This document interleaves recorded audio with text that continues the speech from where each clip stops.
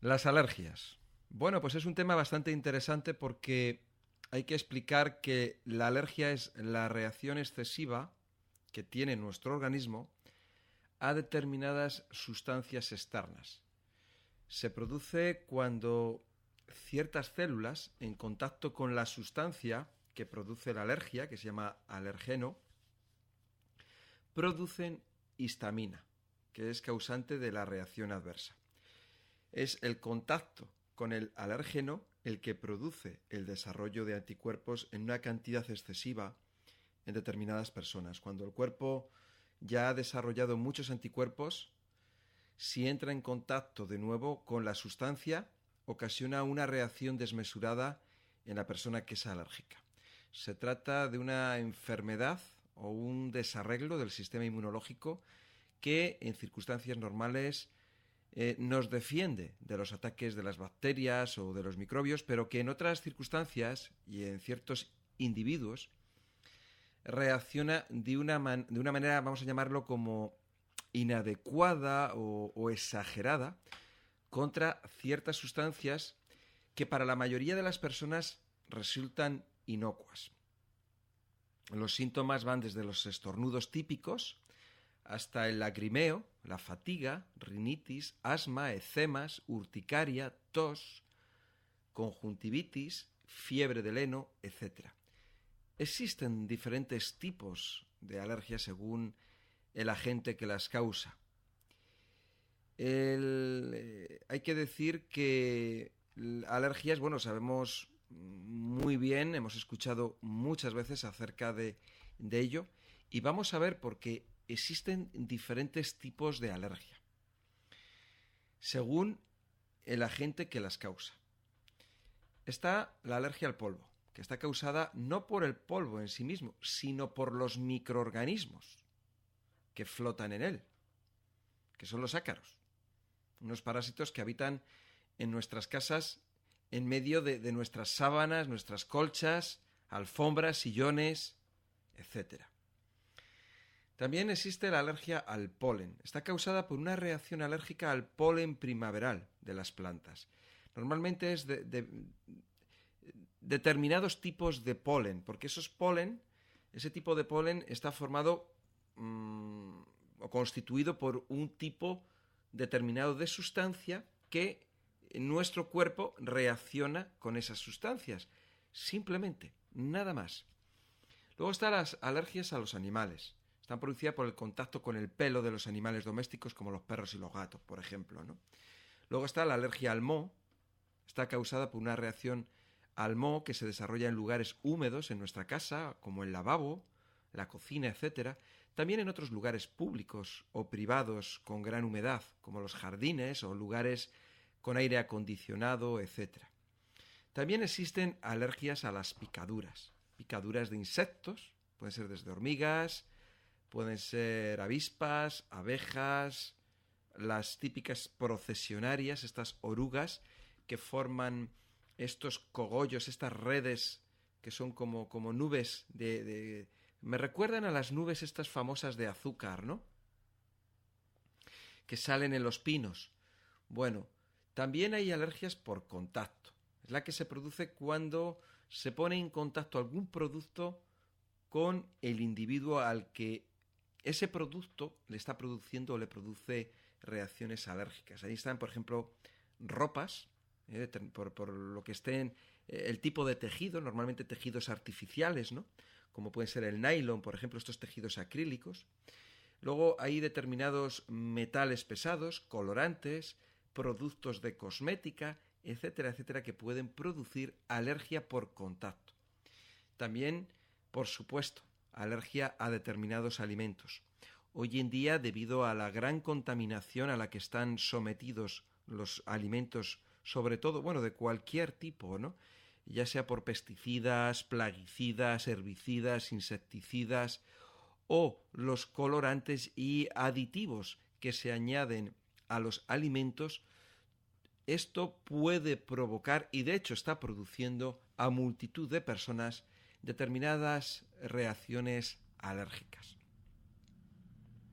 Para evitar estos problemas de alergias, estas reacciones, Las personas que estéis más predispuestas a ello, tenéis que tener en cuenta una serie de recomendaciones. Por un lado, hay que evitar el pasear en aquellos lugares donde existan pues plantas que pueden desencadenar esa reacción. Normalmente estas plantas o flores en la época de primavera.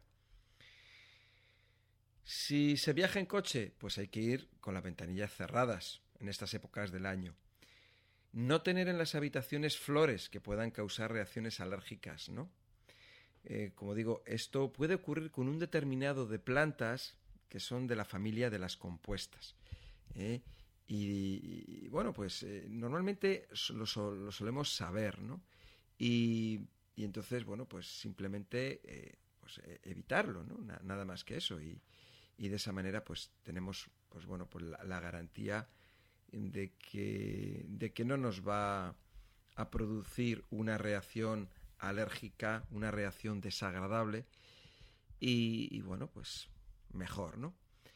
Hay que procurar no salir demasiado en los días de viento, en las épocas de polinización.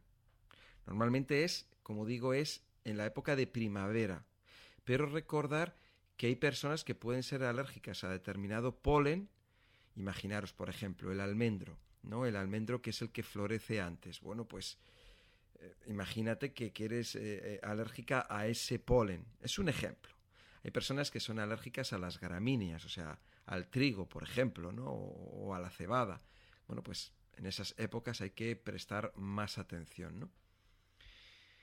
Luego hay otro tipo de alimentos,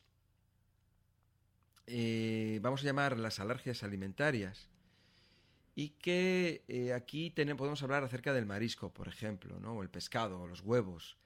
Pero también está el chocolate, el maíz, los cacahuetes, las fresas, los tomates, el trigo.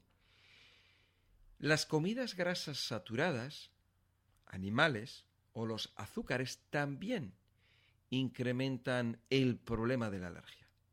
La carne animal roja, las vísceras, como riñones o tripas, quesos curados, mantequillas, huevos, artículos de bollería, azúcares sin refinar, etcétera, etcétera.